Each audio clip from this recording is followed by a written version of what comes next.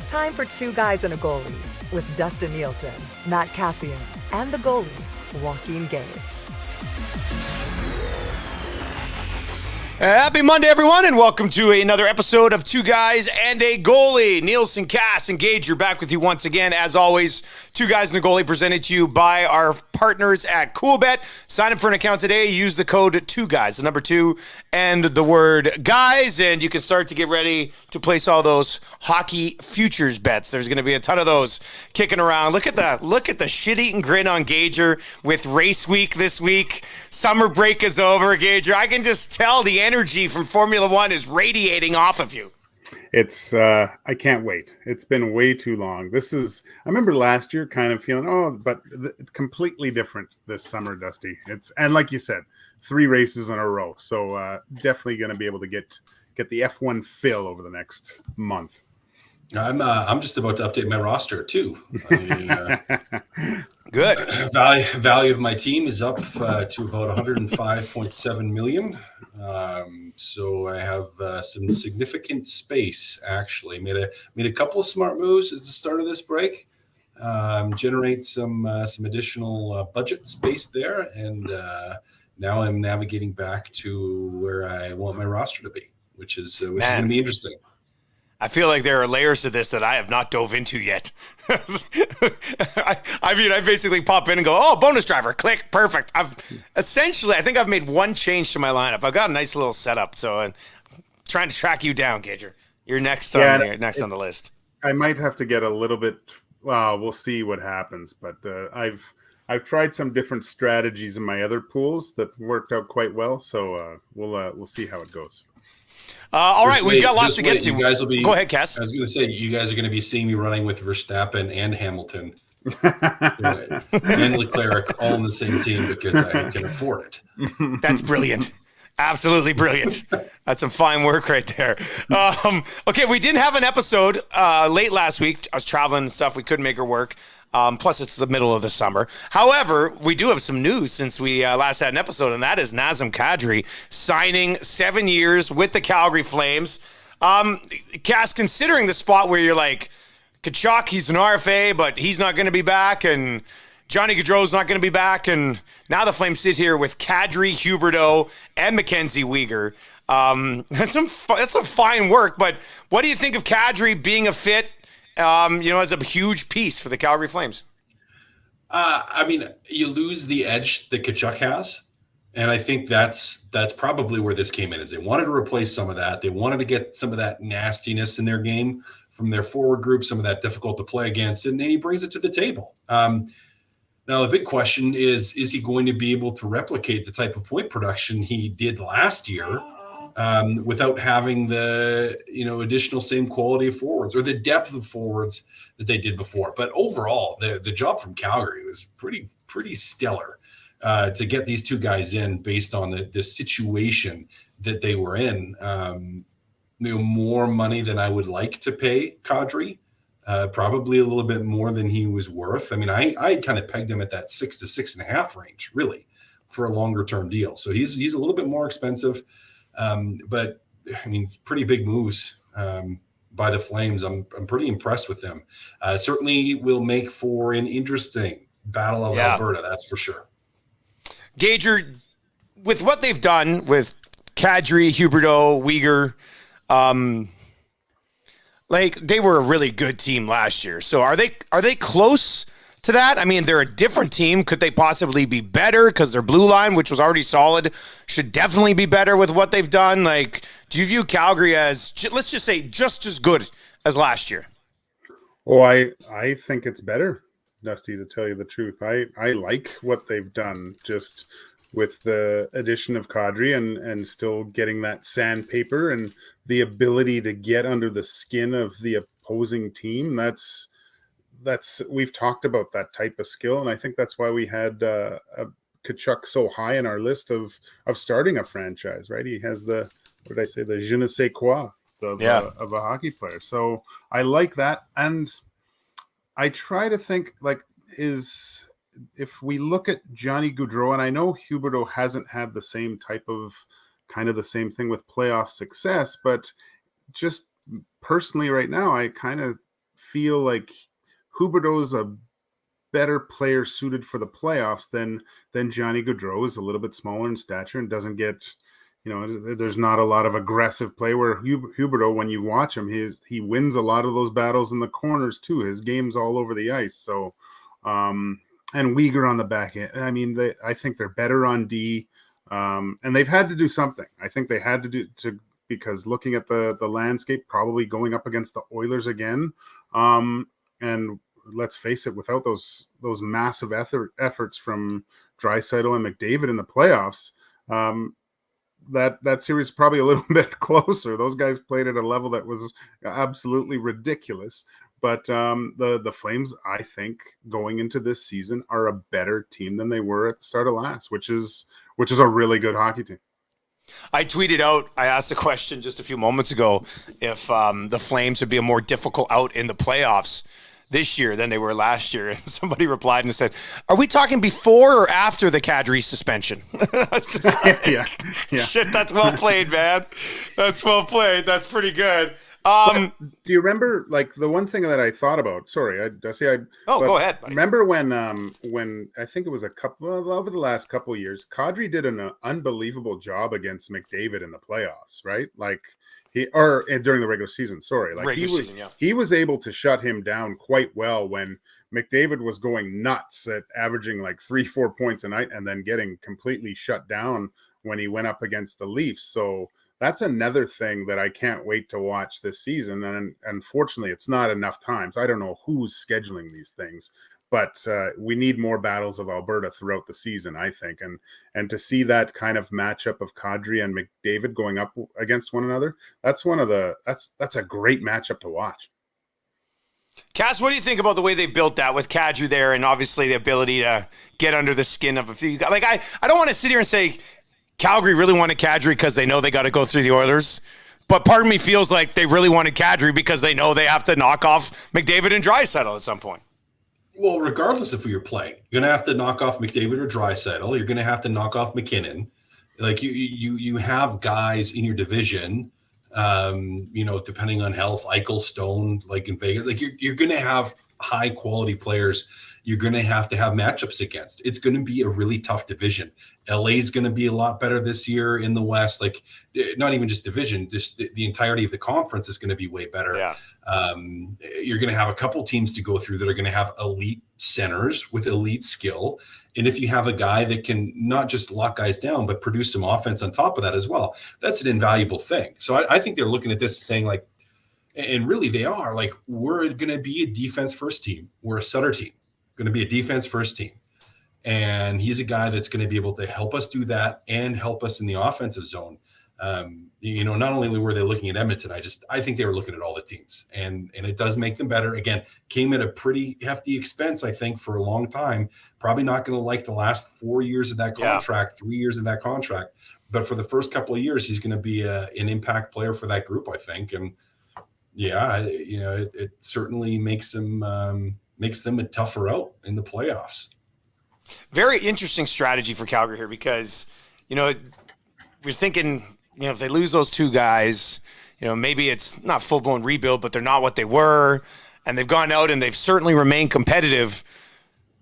But you also locked up Huberdeau and Kadri till they're like 38 years old, which means you got like a 3 or 4 year window here. And then after that, we'll see how those guys continue to play late into their 30s, but it could be not great. Let's say, 5, 6, 7 years from now. So, look, if they can win something, then maybe that it doesn't matter at that point. But if they don't, you sit there and go back to this summer and be like, man, maybe they could have gone in a little bit of a different direction. But what they have done is they've remained competitive. And as Gager said, he thinks they're even a little bit better when they were. And considering the situation they were in, I do think that's pretty impressive. I was listening. My boy had hockey at till noon today. I was whipping home. And I was listening to Stoff, and he was talking about Patrick Kane again. Like, everybody just keeps talking about Patrick Kane and the Edmonton Oilers and, moving a 2023 first rounder, Jesse Puljujarvi, a couple of B prospects, having to send a pick somewhere else to get somebody to take some money so you can afford Patrick Kane. You never want to say no to a guy who's that ridiculously good. But at the same time, you can also go, they've already got two ridiculously good forwards that this entire top six is built around. Gager, it almost to me seems like a luxury you don't need to waste assets on, because if you want to move assets, there are other areas you can probably improve your team a little bit more. Maybe I'm wrong on that. Yeah, that's not the area to me where the that's going to put the Oilers way over the hump. If I'm looking at a position where I want the Oilers to really improve on, to where you're giving up a lot of your assets and draft picks and things like that, I'm looking at the back end at a D-man that munches 30 minutes and teams just don't score when he's on the ice. That's what the Oilers need. They've got the two guys that have finished 1-2 in the scoring for the past. They don't need more goals. I know Cass was probably going to say this when he was talking. They don't need to score anymore. They need to solidify the back end. I think they've taken a step in goal, but to just have that stud that every other team, when they do win the Stanley Cup, has on their back end, that's what the Oilers need. And if you're going to gamble the future, get that player. I'd love to see Patrick Kane just because I'm a massive fan, but it's not what they need.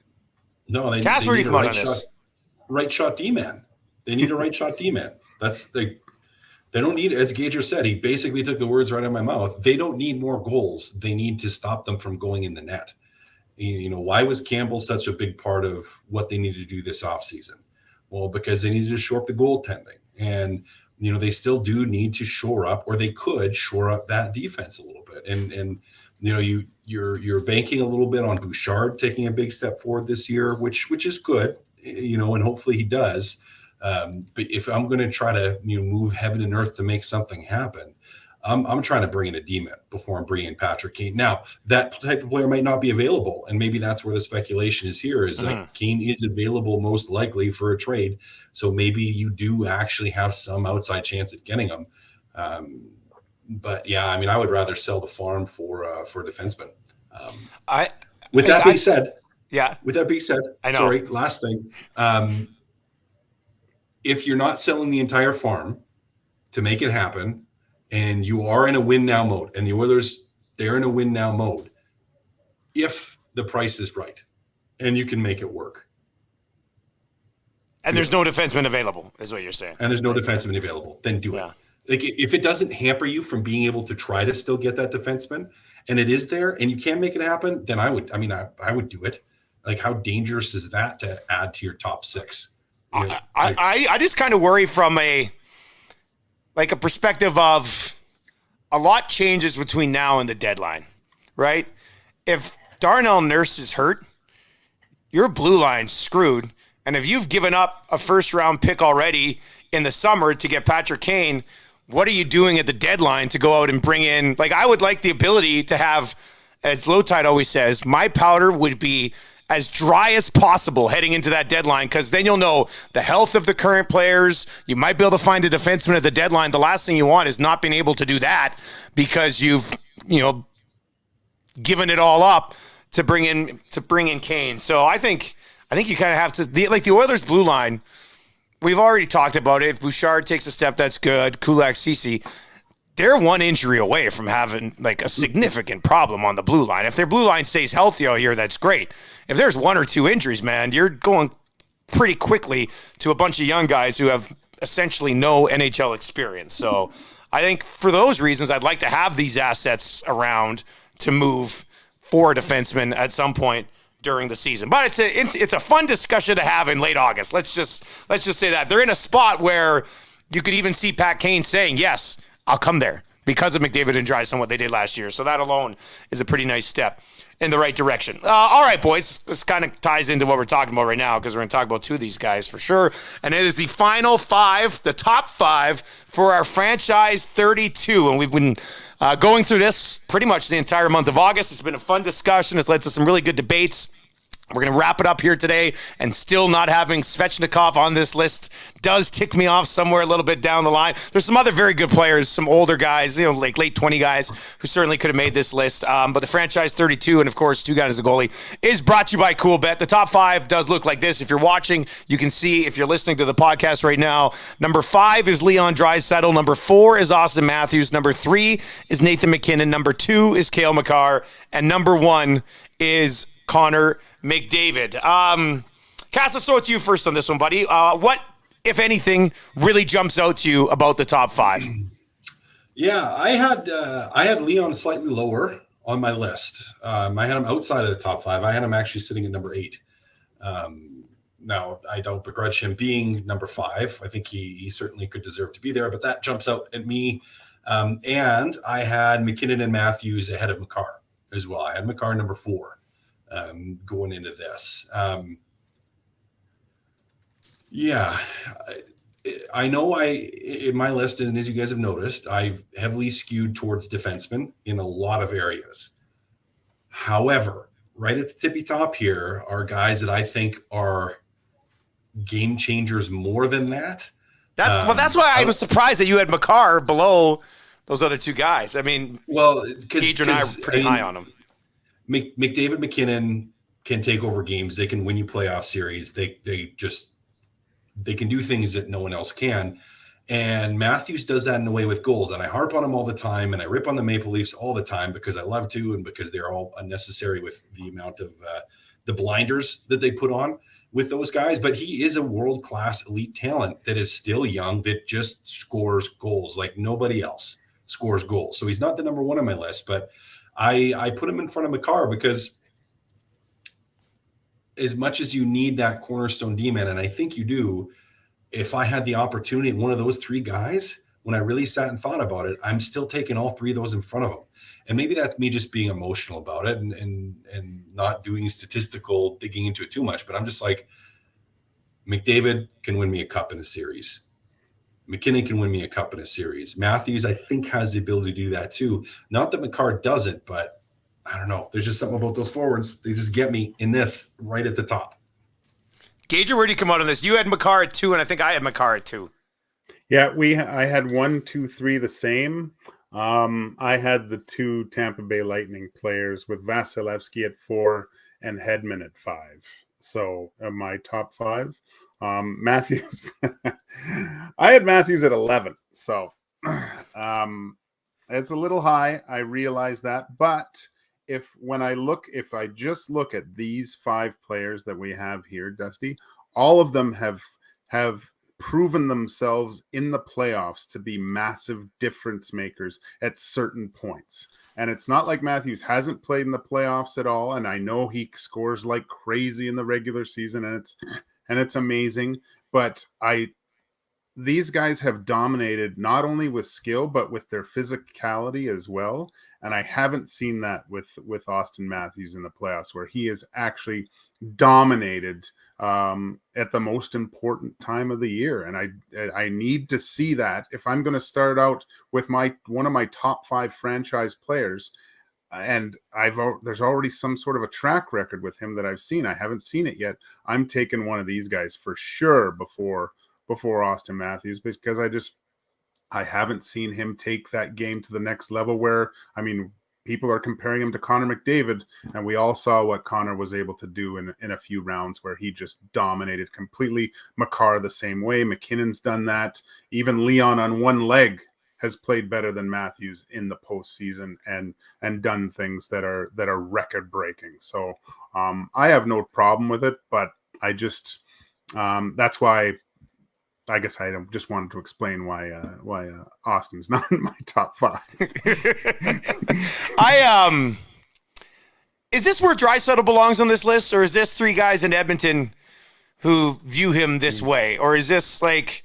Because who did we have in the last 5? I can quit. Well, I got the list right here. I'll bring it up. Like, these are the guys that Leon Draisaitl at 5 is ahead of: Adam Fox, Vasilevsky, Hedman, Kaprizov, and Barkov. So the other 2 forwards he's ahead of are Kaprizov and Barkov, which I do think makes sense.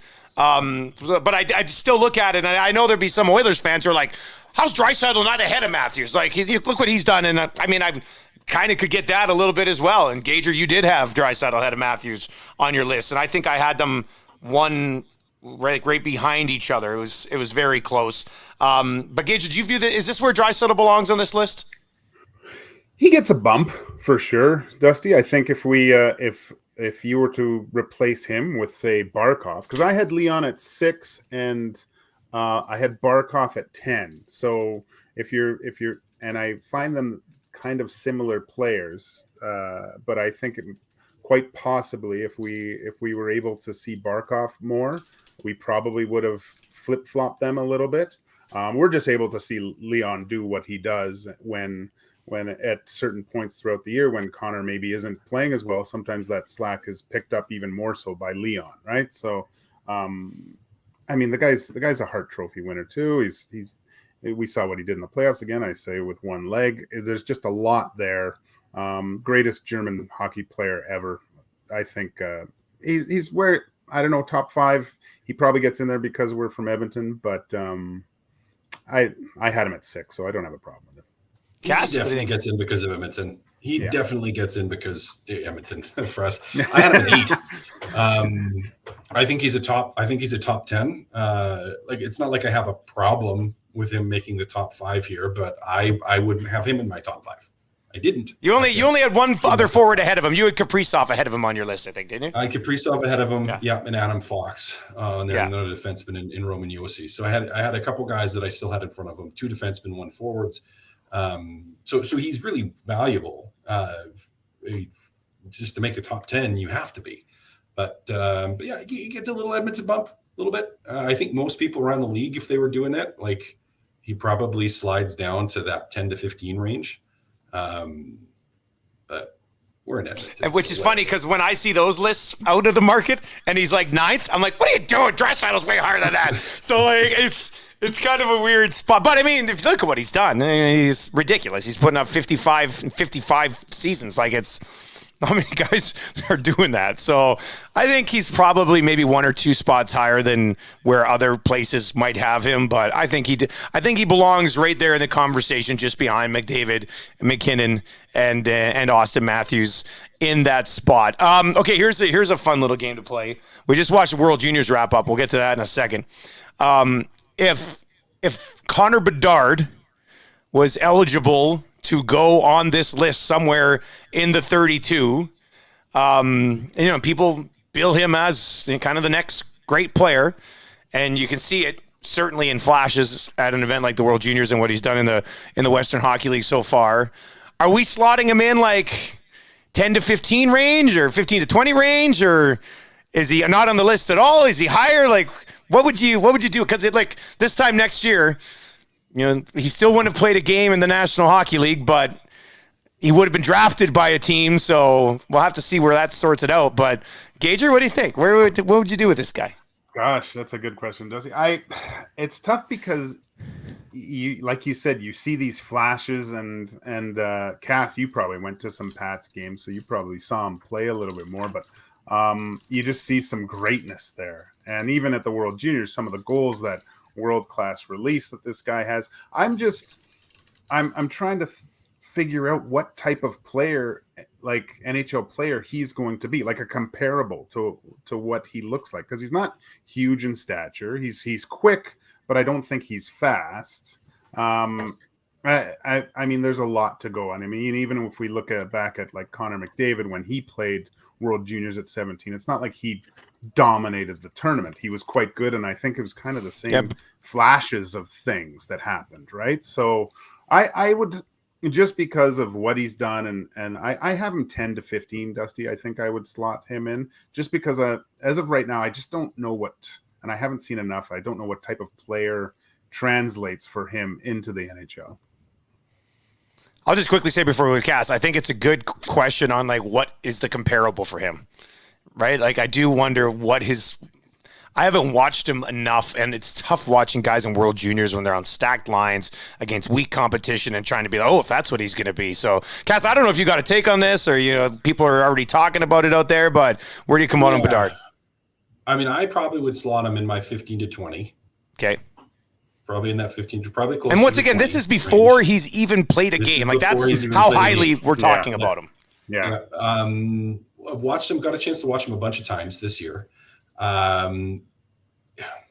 Here's my best description of him.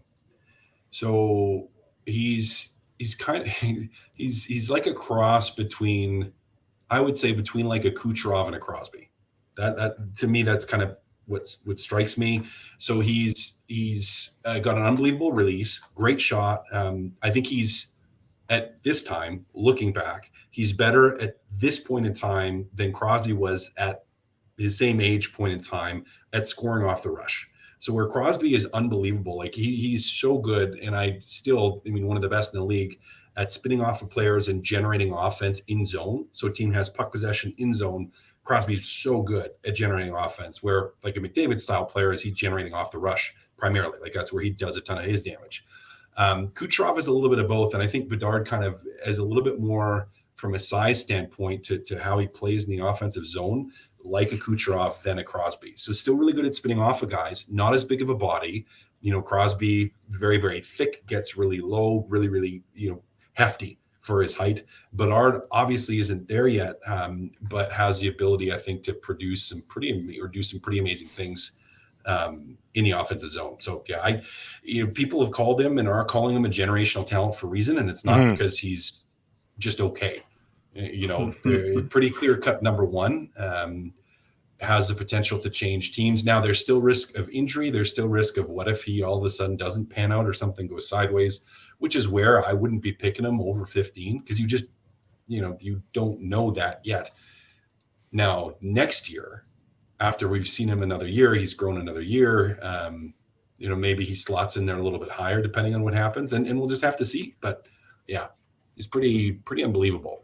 He's fun to watch. There's no doubt about that. Yeah. You want to see more of him. There's one of those ones where, like, when LeBron was, I know a bad LeBron reference on Two Guys and a Goalie, but like when he was in high school, they televise his high school games, and Bedard's one of those ones where I'm like, man, I wish we got more Western League games on TV so we could all watch this kid play, right? Like, I would love to see him more at that Western Hockey League level, and I'll be interested to see where he ends up because I'm thinking there will be somebody trying to take a run at a Memorial Cup that pulls a trigger on a deal for him.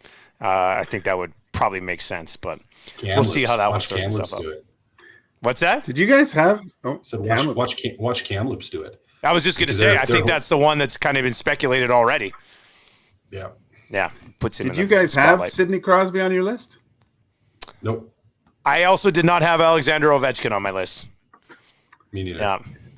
I had Crosby on my list. Where did you have Crosby on your list? 24, because, I think that's, if I'm the GM at that point and I'm picking 24 and Crosby's still around, you're getting 3 good years of one of the greatest players to ever play. Establish that culture, I think, is that intangible culture. If Sidney Crosby's on your team, that's invaluable. It's funny because what'd you say? You had him 24, Gager? Yeah. So let's just say if we slot Crosby in at 24 on our master lists, he would be just behind Kyle Connor and just ahead of the 2 Buffalo defensemen, and then Pettersson and Hughes and Zegras and Suzuki and those guys. So I mean, it's funny I'm at 24 because I feel like that would kind of be where you get to. Like, ahead of him, you've got Marner and Rantanen and the Kachucks and Barkov and those guys. You're like, well, yeah, you're going to take those guys. They're a lot younger. But that other group still question marks a little bit, right? Like a ton of potential, but not there just yet. So if you want to sacrifice, maybe not a sure thing among the young guys for a guy to establish, your culture for 3 or 4 years and still have pretty good seasons. It's kind of funny. I think that's probably right. He'd actually be 2 spots behind Roman Josi, which is the discussion we had with Cass earlier. So kind of fit in there, similar types of players. All right, so there you go. That's the franchise 32. I'll post the entire list over on our Two Guys and a Goalie Twitter feed, and we'll get that out there, and everybody can criticize and complain about it. And we'll get torched for having Matthews 1 spot ahead of Draisaitl on a list based out of Edmonton. So that should go over. Very well. I didn't, everybody. I didn't. And Cass had the biggest separation, so it's on this guy. It's on this guy over here. My fault. Blame me. Which is so weird because you're very anti Matthews and the Leafs, which is I'm Fitting. not anti Matthews and the Leafs. I'm not. I'm anti people that are way too high on Matthews and the Leafs. Yeah, there you go. It's not the same thing at all. Anti-Toronto. That's all. Yeah, there you go. Yeah, that's better. Yeah, you're right. All right, that's going to do it for another episode of Two Guys and a Goalie. As always, brought to you by our wonderful partners at CoolBet. Stay cool, bet responsibly. Sign up for an account today. Use the code 2Guys, and we're almost to hockey season here, which means we'll have a ton of futures odds up there, and we'll do some episodes on that as we work our way through the rest of August and into September. We'll talk to you later, boys. Later, boys.